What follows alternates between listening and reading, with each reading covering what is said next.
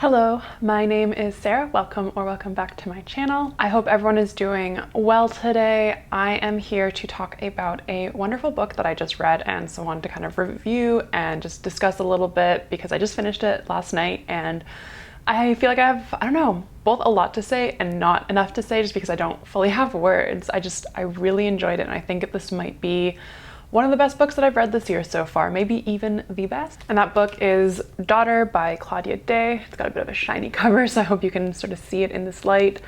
Yeah, I've read one other book by Claudia Dey. I think she maybe only has one other actual book and then some other writings perhaps, called Heartbreaker, which I also really enjoyed. I read it last year. And she is maybe queen of difficult family sort of dynamics and relationships, although Heartbreaker and Daughter could not be any more different in terms of subject matter beyond just going through these family dynamics. Daughter largely focuses on a relationship between a father and daughter, though the entire family dynamic certainly plays a part, including the role of a mother, a stepmother, and sort of different relationships between the sisters in this book, including our main character and narrator, Mona, her, biological older sister, and then her sort of younger sister who is a half sister to her. Mona's father is Paul Dean, and he is super famous for one brilliant novel that he has written called Daughter. Other than that, he has had kind of mid reviews on a lot of his other work and has not really written or published anything since Daughter, but it has reached sort of a very renowned fame. There's a movie adaptation. So he's very well known and loved for that. However, he is also a man who has caused so much distress to Mona's family, to her and her sister Juliet, as well as their mother Natasha. And it seems like Mona is always sort of chasing his approval, which at one point she does get, and this is kind of how the story begins. Paul has been cheating on his now second wife, Cherry. In my head, I was pronouncing her name Sherry, by the way, but it is spelled cherry, like the fruit. But if I make that mispronunciation, that's why. He's been cheating on Cherry with another woman, Lee, and he confides in Mona about this.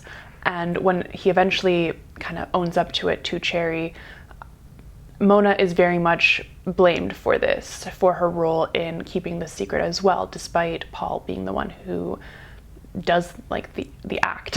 In particular, her half-sister Eva cuts Mona off completely. Despite Cherry and Mona's fraught relationship, she and Eva are actually quite close. And early on in the book, you do see a scene of Eva traveling quite far to see Mona perform in one of her plays. Unlike her father, Mona is not a novelist, but she is a playwright and an actress, and is currently working on, throughout most of this book, on a play that she is both writing and I believe performing in herself. There are a lot of distressing things that happen in this book, and I should actually probably give a content warning for that.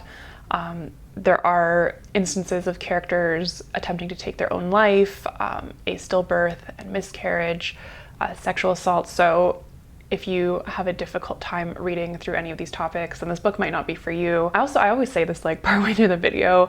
I will try not to give spoilers in this review. I try really hard in all my reviews not to spoil anything that's more than, 30 pages into the book, but I might accidentally, or even revealing something kind of early on maybe is not something you want to hear about, so watch at your own risk, which I feel most people do when they watch these reviews. There's always that sort of chance that someone will reveal a little bit more than you wanted them to.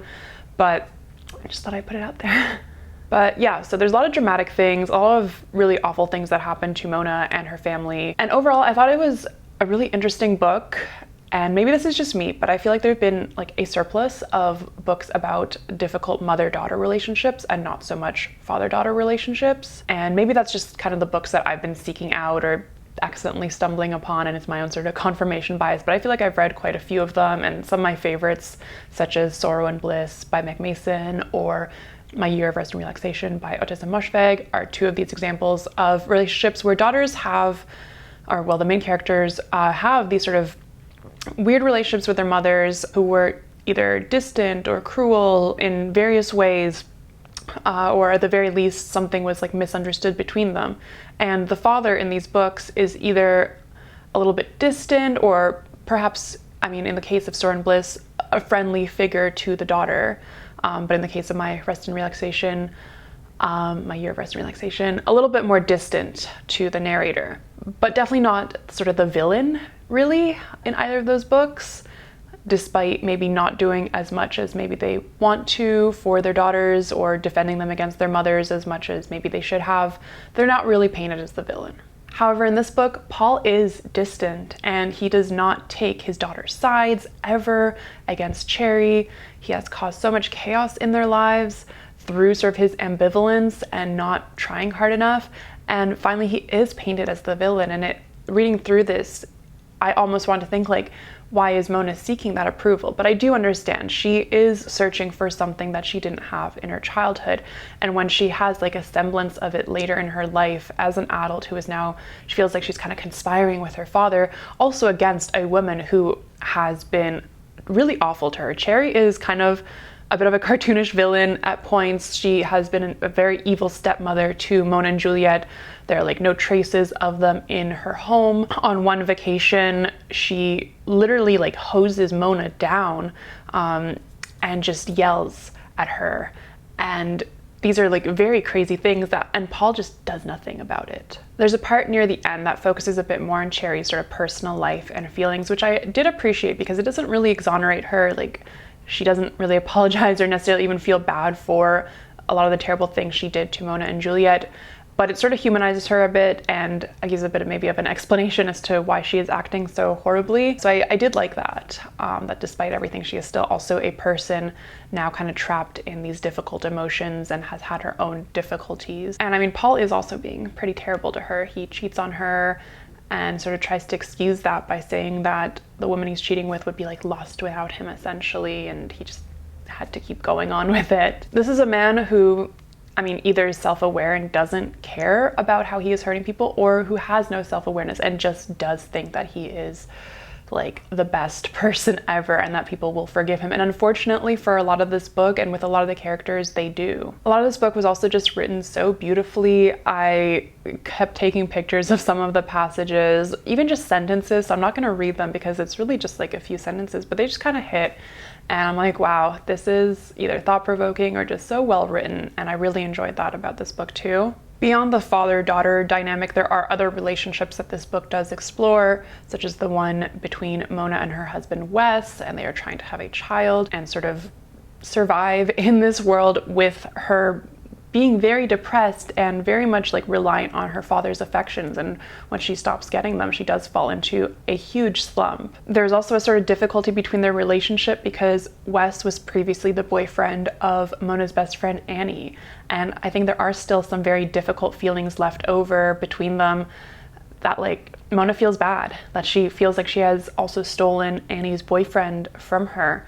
And she feels like she's kind of just like her father in that way. And that's another sort of point of connection that they have. It's not a very long book. I feel like I don't have too much more to say on it, except I really loved it.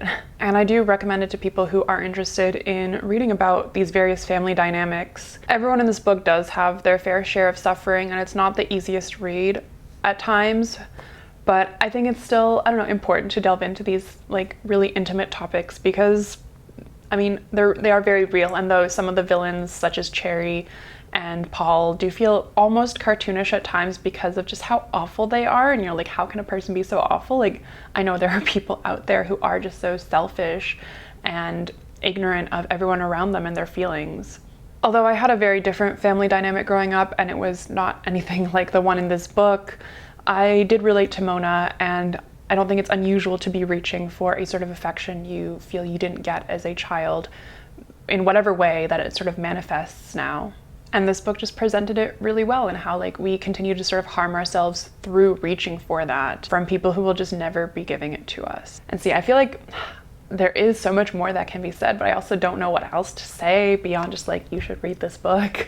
Again, it's not super long, so just maybe one to pick up. So I'm curious, have you read Daughter by Claudia Dey or Heartbreaker as well? Do you have any thoughts? Is this a book on your TBR? I know when I saw that this one was coming out, I got pretty excited because she does have a very unique and interesting way of writing.